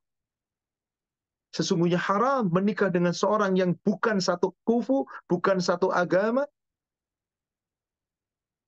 Maka dalam hal ini, Bapak Ibu penanya dan siapapun, berdoalah diri kita. Yang terbaik itu doa kita. Jangan mengharapkan dari yang lain. Adapun anak yang soleh, membantu. Yang tidak menjadikan putus amal kita setelah kita mati. Kalaupun tidak ada anak yang soleh, Anda bisa dua. Setelahin anak soleh. Apa itu? Coba Ukti buka Muslim 955. Apa yang bisa mengalirkan pahala kepada kita meskipun kita sudah mati? Ada 3 di situ disebut. Nanti salah satunya anak soleh. Gimana anak saya nggak soleh? Yang 2 pertama.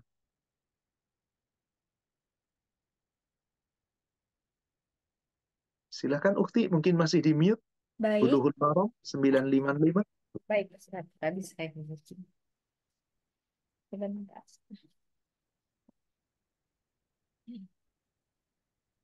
955 Bismillah dari Abu Hurairah radhiyallahu anhu bahwasannya Rasulullah Shallallahu Wasallam bersabda, apabila seseorang meninggal maka terputuslah amalnya kecuali 3 hal, sedekah jariyah atau yang mengalir, ilmu yang bermanfaat atau anak soleh yang mendoakannya. Anak solehnya nggak ada Ustadz. Boro-boro soleh. Ngarepin doa mereka. Mereka aja belum tentu doa sama Allah. Ya sudah. 2 yang awal. Sodakotun jariyah. Perbanyak sodakoh jariyah Anda. Daripada harta Anda ditinggalkan sebagai waris untuk anak-anak yang gak soleh. Mendingan Anda perbanyak sodakoh untuk modal Anda di hari akhir. Dan seseorang boleh bersodakoh dari 1/3 hartanya. Banyak-banyak sodakoh. Bangunan masjid, pesantren, bantu anak-anak yang saleh, yang sedang belajar agama, bantu. Jadi sodakoh jariyah mengalir terus. Nanti doa mereka lebih baik daripada doa anak yang tidak saleh. Yang kedua, ilmu yang bermanfaat. Manfaatkan ilmu kita sekarang. Untuk kita. Kalau kita mampu, ajarkan. Insya Allah, mati mengalir. Adapun anak yang tidak saleh, sudah serahkan sama Allah. Selama kita sudah berusaha dengan baik. Semoga kita tetap mendapatkan ampunan dari Allah. Tapi ingat tadi, sadari kesalahan, mohon ampun kepada Allah, doakan anak mendapat petunjuk. Jika tidak, urusan anak kita dengan Allah. Yang penting kita sudah mengusahakan, maka tanggung jawab tetap dimintai. Tapi putus setelah itu tidak ada lagi kaitan apa-apa. Wallahu a'lam. Demikian. Baik, Pak Ustadz. Saya lanjutkan ke pertanyaan berikutnya. Bismillah. Pak Ustadz, Afwan tadi disebutkan kita jangan hanya mendoakan dunia dan belum tentu dikabulkan Allah Subhanahu wa Ta'ala. Bagaimana jika sebaliknya, Ustadz? Jika seseorang hanya berdoa untuk akhirat, apakah Allah Subhanahu wa Ta'ala akan tetap memberikan kemudahan dan kecukupan di dunianya tanpa orang tersebut berdoa untuk dunianya? Kita di dunia. Bagaimana mungkin kita tidak berdoa minta dunia? Wong Rasul minta kok. Tapi yang dimaksud minta dunia nggak harus detail. Ya Allah, saya minta ini, pengen gelar ini, pengen dapat rezeki ini, duit ini. Enggak. Sekurang-kurangnya minta dunia itu apa sih? Coba ukti buka di Bulughul Maram. Nomor hadis 1608. Apa sih doa yang paling banyak diminta Rasul? Dari Anas radhiyallahu anhu dia berkata, doa yang sering dibaca Rasulullah SAW adalah, ya Tuhan kami, berilah kepada kami kebaikan di dunia dan kebaikan di akhirat, dan peliharalah kami dari azab neraka. Rabbana atina fid dunya hasanah wa fil akhirati hasanah wa qina adzabannar. Ini doa, ini minta dunia, minta akhirat. Jangan dikira Anda nggak minta dunia itu, dan saya yakin Anda baca itu. Kemudian ketika duduk antara dua sujud apa? Coba Bapak Ibu saat duduk antara dua sujud apa yang dibaca? Allahumma gfirli warhamni wahdini wa'afini Wahdini, wa'fu'ani warzukni. Minta dunia nggak itu? yukni. Dunia. Rezekinya itu dunia mencakup dunia akhirat. Monggo, ukti buka Sahih Muslim nomor hadis 2320.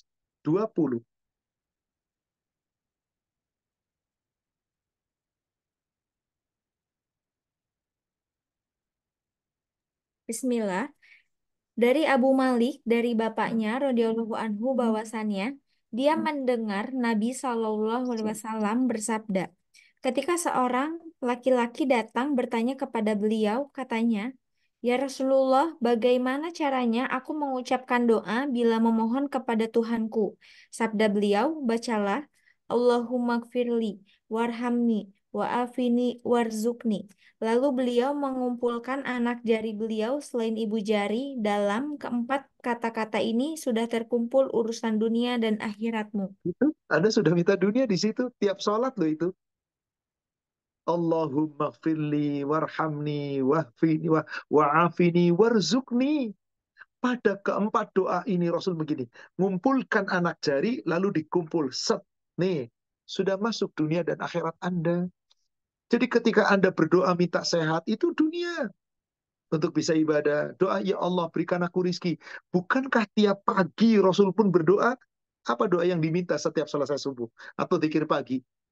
Allahumma inni as'aluka ilman nafi'a, rizqan thayyibah, amalan mutaqabbala. Minta rizki berarti minta dunia. Dan ini salah satu doa yang nggak pernah ditinggalkan Rasul.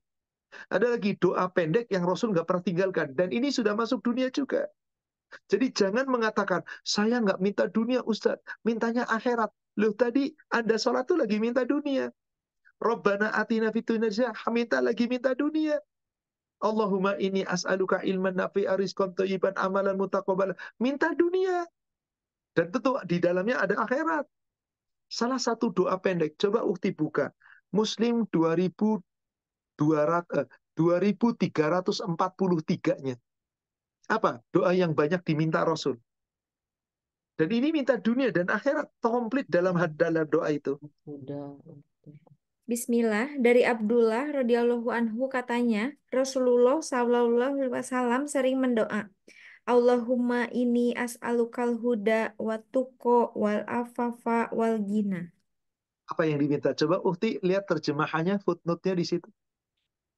Wahai Allah, aku memohon kepadamu petunjuk, takwa, terpelihara dari segala dosa dan hidup berkecukupan. Bukankah itu minta dunia? Ghina, kekayaan, kecukupan hidup dengan harta. Minta, jangan sombong Anda. Wong Rasulullah minta kok akhiratnya dan dunianya. Dan ini salah satu doa pendek yang Rasul banyak minta. Allahumma inni as'alukal huda. Ya Allah, aku mohon kepadamu petunjuk. Wattuqa, aku mohon kepadamu ketakwaan. Wal afaf, aku mohon keselamatan. Hidup dunia maupun akhirat. Wal ghina, aku mohon kepadamu ya Allah, kekayaan yang menjadi rasa cukup. Bukan kaya melimpah ruah. Melimpah ruah nggak apa-apa, asal disyukuri. Yang penting ghina, kaya tapi tidak sombong dengan kekayaan. Ya, yang penting aku mencukupi dan aku banyak berbagi. Jadi, maaf, jangan kita tinggalkan minta dunia. Kalau Anda nggak minta dunia, sombong. Minta dunia saja nggak boleh, akhirat saja nggak boleh, dua-duanya selaras. Tapi kalau kita merujuk doanya Rasul, hampir 90% doanya Rasul kebanyakan untuk akhirat. Jadi tetap kita berdoa minta dunia. Karena Rasulullah mencontohkan demikian. Wallahu a'lam. Baik, Pak Ustadz. Saya lanjutkan ke yang berikutnya. Pak Ustadz Ahmad, sebelumnya Pak Ustadz membahas Quran Surat 7 ayat 26. Afwan Ustadz, mohon diinformasikan ayat lain dalam Al-Quran yang mewajibkan wanita untuk berhijab. Dan kalau saya tidak salah, ada ayat yang menyebutkan bahwa jika anak perempuan kita tidak berhijab, maka seperti membangun bata neraka untuk orang tuanya. Untuk kembali mengingatkan saudara dan anak-anak wanita kami, Ustadz. Coba lihat surat 33 ayat 59. Surat Al-Ahzab ayat 59. Ya ayyuhan nabi, hai nabi. Ayat ini turun kepada Nabi SAW. Qul, katakan. Li azwajika, kepada istri-istrimu. Wa banatika, kepada anak-anak perempuanmu. Wa nisa'il mu'minin, kepada perempuan-perempuan mukmin. Apakah ini hanya di zaman Nabi? Ada yang mengatakan, jilbab itu bukan pakaian Islam, itu adatnya orang Arab. Silakan Anda berpendapat, bagaimana dengan ayat ini? Katakan Nabi kepada istri-istrimu, kepada anak-anak perempuanmu, kepada wanita-wanita mukmin. Kalau Anda tidak merasa sebagai wanita mukmin, silakan. Apa yang diperintahkan? Yudnina alaihinna min jalabibihinna. Hendaklah wanita-wanita muslim di seluruh dunia, apabila Anda menganggap bahwa Anda umatnya Rasul, masuk ayat ini, maka ulurkan jilbabnya ke seluruh tubuh mereka. Tutup aurat Anda. Kenapa? Dzalika adna ayyu'rafna fala yu'dzain. Yang demikian itu agar mereka lebih mudah untuk dikenal, supaya mereka tidak diganggu. Akidah Anda tidak terganggu, kehormatan Anda tidak terganggu. Ustadz, saya mah tidak terganggu, meskipun saya nggak pakai aurat, nggak nutup jilbab, pakaian saya nerawang, nggak ada masalah. Yang saya nggak suka diganggu orang, saya bisa jaga diri. Jangan Anda memutar balik makna Al-Quran dengan selera Anda. Maka Allahu ghafurur rahimah. Allah Maha Pengampun, Maha Penyayang. Bagi orang yang dulunya tidak berbusana muslim, segeralah bertobat. Katanya ada ayat, siapa anak-anak yang tidak pakai jilbab, maka sesungguhnya akan menjadikan, saya tidak tahu ada ayat seperti itu. Allah alam, sepanjang saya membaca ayat Al-Quran, nggak ada ayat seperti itu. Tapi ancaman itu ada. Kenapa? Wanita-wanita yang tidak berbusana muslim, ancamannya neraka. Maka kalau seorang tua membiarkan anaknya yang perempuan, kok nggak pakai jilbab? Orang tua, wahai Anda tanggung jawab. Demi Allah Anda tanggung jawab. Yang paling tanggung jawab bukan istri, suami-suami. Ketika istri nggak pakai jilbab, pertama yang dimintai tanggung jawab, suami-suami. Ketika anak-anak perempuan Anda tidak pakai jilbab, demi Allah, suami-suami yang pertama ditanya oleh Allah. Anak kita titipan, ujian. Jangan Anda selewengkan. Jangan Anda sia-siakan. Jangan pernah Anda diam. Bahkan Anda kemudian membiarkan anak-anak Anda keluar tanpa jilbab. Tolong ini, perhatikan. Kenapa? Ada ancaman, saudara sekalian. Kenapa para wanita banyak masuk neraka? Apa sebabnya? Nah ini perlu kita cermati. Kenapa kok wanita-wanita banyak masuk neraka? Karena kata Rasulullah, wanita-wanita itu keluar rumah tidak berpakaian Islam, tidak berpakaian dengan benar, tidak menutup aurat dengan benar, cuman menurut seleranya yang penting. Salah satu sebab banyaknya wanita masuk neraka adalah tidak berbusana muslim. Atau pakai jilbab, tapi jilbabnya asal-asalan, nerawang, pakainya tipis. Bahkan zaman sekarang banyak digemari wanita-wanita berpakaian tipis nerawang. Sehingga lekuk tubuhnya terbentuk, dan itu menjadi gaya. Na'udzubillah. Coba ukti buka 2004 Sahih Muslim. Kenapa banyak wanita masuk neraka? Ini Rasul yang menyampaikan. Maaf, bukan saya. Saya hanya menunjukkan sebuah dalil. Bismillah, berpakaian tetapi bertelanjang. Dari Abu Hurairah radhiyallahu anhu katanya, Rasulullah Shallallahu alaihi wasallam bersabda, ada dua macam penduduk neraka yang keduanya belum kelihatan olehku. Yang pertama, kaum yang memiliki cambuk seperti ekor sapi yang dipergunakannya untuk memukul orang. Yang kedua, wanita-wanita berpakaian tetapi sama juga dengan bertelanjang atau karena pakaiannya terlalu minim, terlalu tipis atau tembus pandang, terlalu ketat, atau pakaian yang merangsang pria karena sebagian auratnya terbuka. Dan wanita-wanita yang mudah dirayu atau suka merayu. Rambut mereka disasak bagaikan punuk unta. Wanita-wanita tersebut tidak dapat masuk surga, bahkan tidak dapat mencium bau surga. Padahal bau surga dapat tercium dari jarak yang sangat jauh. Wahai kaum muslimah, tolong camkan ini. Oh, masa sih gara-gara nggak pakai jilbab masuk neraka? Ya silakan kalau Anda tidak percaya. Saya 100% percaya dengan apa yang disampaikan oleh Nabi. Saya ingin selamat dari pertanggungjawaban di hadapan Allah. Maka seluruh wanita, anak-anak perempuan saya, menantu perempuan saya wajibkan mutlak. Dan saya perintahkan kepada anak-anak saya yang laki-laki, cari istrimu yang sudah berjilbab dengan baik. Saya pesankan kepada anak-anak perempuan saya, tolong tutup aurat Anda. Dan saya pesankan kepada suami-suami mereka, yaitu menantu-menantu laki-laki, jaga anak saya yang perempuan. Jangan sampai kamu bawa mereka ke neraka. Dan ini salah satu ancaman. Tapi banyak umat muslimah, wanita-wanita muslim menyepelekan. Ah, gara-gara nggak pakai jilbab masuk neraka. Enak aja Ustadz ngomong, emang Ustadz punya surga? Emang neraka punyanya Ustadz? Memutuskan. Saya nggak menyampaikan itu. Ini sabda Rasul, bukan kata saya. Kalau nggak ada hadis, saya nggak berani menyampaikan. Yang saya sampaikan bukan kata Pak Ahmad Susilo. Kata Rasul, ini dia hadisnya Abu Hurairah. Maaf kepada saudaraku yang kemarin kita sama-sama rihlah. Tujuan utama kita pertama kemana? Setelah dari Tashkent, kita mendarat di Uzbekistan, Bukhara. Bahkan kemudian setelah berikutnya di Samarkand, kita lihat bagaimana perjuangan Abu Hurairah. Dari mana riwayatnya? Bukhari, Muslim. Muslim, muridnya Imam Bukhari. Yang semua hadis-hadis Muslim itu disadur dari kitab Bukhari. Luar biasa. Gurunya Imam Muslim. Mereka, Bukhari, berjuang mencari ilmu ribuan kilometer. Belasan ribu kilometer. Kita lihat bagaimana perjalanan beliau. Menyampaikan hadis, dicari dengan teliti. Lalu diabaikan oleh kita. Monggo. Silahkan. Yang jelas di sini Rasul mengatakan. Ada wanita-wanita penghuni surga. Siapa dia? Pakai busana Muslim.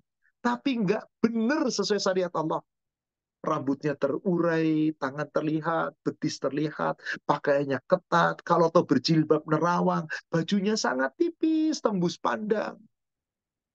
Rambutnya disasak, bagaikan punuk unta. Mereka merasa benar, silahkan. Sampai ancamannya mereka tidak masuk surga. Bahkan mencium bau surga tidak bisa. Padahal jaraknya surga, bau surga sudah tercium dari jarak yang sangat jauh. Yang meyakini hadis ini, hijrahlah. Tutup aurat Anda. Yang nggak meyakini hadis ini, silahkan buka aurat Anda. Buktikan nanti di yaumil akhir. Jangan menyesal. Karena ayat sudah sampai, dalil sudah sampai, hadis sudah sampai. Demikian tugasnya orang yang menyampaikan. Adapun dipakai atau tidak, Allah alam bukan menjadi tanggung jawab kami. Demikian, semoga bermanfaat kepada penanya dan semoga bisa disampaikan kepada keluarga-keluarga terdekat. Wallahu a'lam. Baik, Ustaz. Jazakallahu khairan, penjelasannya sangat detail sekali. Semoga dapat bermanfaat bagi penanya dan keluarga yang lainnya juga. Pertanyaan berikutnya, Pak Ustadz. Ada dua pertanyaan terkait, saya coba bacakan. Pertanyaan pertama, Pak Ustadz, tadi sudah disebutkan adab dalam berdoa di mana kita harus merendahkan diri kita, menundukkan kepala dan menggunakan kata-kata yang baik dan halus. Dengan penjelasan ini, apakah saya bisa menyimpulkan doa sendiri lebih baik daripada doa berjamaah, Ustadz? Itu pertanyaan pertama, Pak Ustadz. Yang kedua, Betul saja. Betul. betul. Terus yang kedua, oke, Ya, terus yang yang kedua. Pak Ustadz, apakah sebaiknya kita meninggalkan masjid ketika mereka sedang berdoa panjang setelah sholat, atau harus menunggu setelah selesai doa? Baik. Kewajiban kita sholat berjamaah di masjid. Adapun kewajiban doa nggak ada kaitannya dengan masjid. Jadi bagaimana Ustadz setelah saya sholat, kemudian saya dikir, imamnya bacanya panjang, kencang-kencang, pulang aja. Kalau toh Anda nggak pulang, ya Anda berpikir dulu sendiri, selesaikan. Doa yang dicontohkan Rasul, selesaikan. Berisik imamnya, kencang imamnya, yang lainnya amin, amin, amin. Anda mencari posisi, menyingkir sedikit. Kemudian Anda khusyuk doa sendiri. Atau pulang, silakan. Jadi omongan Ustadz, masa nggak pernah doa sih, nggak pernah dikir, setiap selesai sholat pulang. Supaya tidak timbul fitnah. Bahkan nanti jadi gunjingan, mereka berdosa. Ya sudah, tetap di situ. Tapi cari posisi. Cari posisi, jangan di depan imam persis, Anda safnya paling depan, di situ tetap nongkrong. Sementara enggak, ya terlalu juga mencolok. Mundur sedikit, cari di pojokan. Zikir Anda khusyuk sendiri. Karena memang contohnya Rasul, zikir itu sendiri. Doa itu sendiri. Udu'uni. Berdoa itu, berdoalah kamu kepadaku pribadi. Maka banyak imam yang berdoa panjang lebar. Bahasanya Arab, nggak amin, amin, amin. Nggak tahu apa yang diminta imam. Sebaiknya doa itu adalah betul sendiri, pertanyaan pertama. Dan kalau terjadi kasus seperti tadi, jangan kita ikut-ikutan, tapi kita mundur, doa sendiri lebih baik. Setelah itu kita bisa pulang, sholat ba'diyah di rumah, doa di rumah, itu tentu tidak mengapa. Qadarullah sudah dapat panggilan, ternyata sudah masuk waktu maghrib, tanpa terasa waktu begitu cepat berlalu. Demikian kajian kita, baru meyakini yang kedua. Yaitu yakin doa kita dikabulkan oleh Allah. Dalil dan dalil sudah kita sampaikan. Bagaimana ayat, bagaimana hadis. Insya Allah pertemuan berikutnya masih ada 4 lagi keyakinan yang harus kita yakini. Apa saja? Kita tunggu pada pertemuan berikutnya. Insya Allah. Mari sama-sama kita akhiri dengan kafaratul majlis. Subhanaka Allahumma wa bihamdika ashhadu an la ilaha illa anta astaghfiruka wa atubu ilaik. Billahi fi sabilil haq. Assalamualaikum warahmatullahi wabarakatuh. Waalaikumsalam Waalaikumsalam warahmatullahi Mohon warahmatullahi pamit Pak wabarakatuh. Irfan, Ibu, Afif, Jazakallah Pak mohon Ustadz. pamit dulu. Mangga Pak Ustadz. Jazakallah Pak Ustadz. Jazakallah. Alhamdulillah kita telah mengikuti kajian bersama Pak Ustadz Ahmad Susilo pada sore hari ini. Alhamdulillah. Mungkin karena waktu sudah sedikit lagi menjelang maghrib, kami cukupkan di sini. Mungkin jika ada tadi ada pertanyaan bahwa jika ingin diinformasikan, mangga tolong dituliskan di chat Zoom nama dan nomor WhatsApp-nya. Nanti kita bisa informasikan langsung jadwal kajian berikutnya, insya Allah. Mungkin itu saja dari kami. Mohon maaf atas kekurangan dari kajian pada sore hari ini. Wabillahi taufiq wal hidayah. Wassalamualaikum warahmatullahi wabarakatuh. Waalaikumsalam warahmatullahi wabarakatuh. Jazakillah khairan Mufti atas bantuannya. Wajazakillah akhir di YouTube, Kak. Terima kasih banyak. Terima kasih Pak Jazakallah Irfan. khair. Jazakallah Jazakallah khair. Bu khairan. Rina. Terima Jazakallah kasih khairan. banyak. Terima kasih Jazakallah. banyak. Jazakallah Terima khair, kasih. Teh Rina. Jazakallah Selamat ibadah Amin lahir maghrib. batin ya. Terima kasih. Alhamdulillah. Alhamdulillah. Terima Terima kasih kasih. Pak. Sami-sami. Semuanya. Sami-sami atur nuhun sedayana. Kan Bu Lina, Mas Irfan, jazakallah khair. Ya Bu, sami-sami.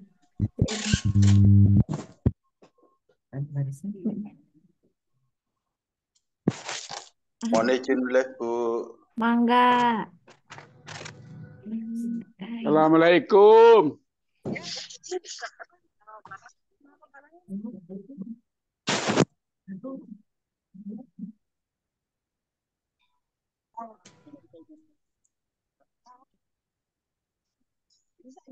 Oh gitu.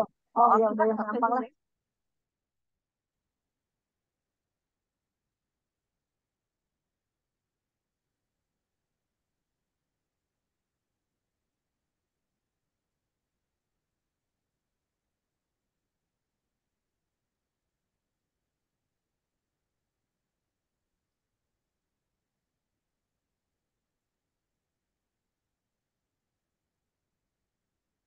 Oh ya ya ya, makasih.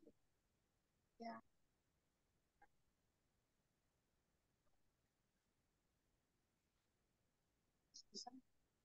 Makanannya lumayan banyak gitu kan?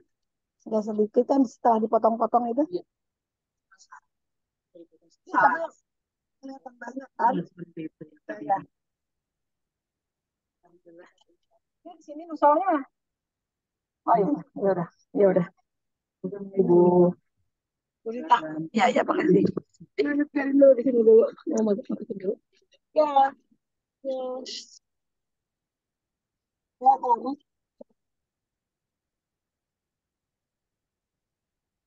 Oh, oh, ini. Jadi ini mau dulu. Ini tapi daripada nanti susah. Tadi nggak kelihatan. Keluar. Udah ya? Ini matanya. Ini.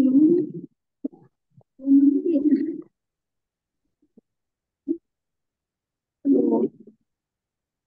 Ini tahan, bawa aja. Nggak tahan. Gimana ya mati ini? Mas, aduh lagi ini. Lagi tolong matiin dong. Ini udah mati belum? Ini kalau tolong deh. Maaf ya, Bu. Nggak apa-apa. Ya, ya. Oh, ini udah tertutup. Dari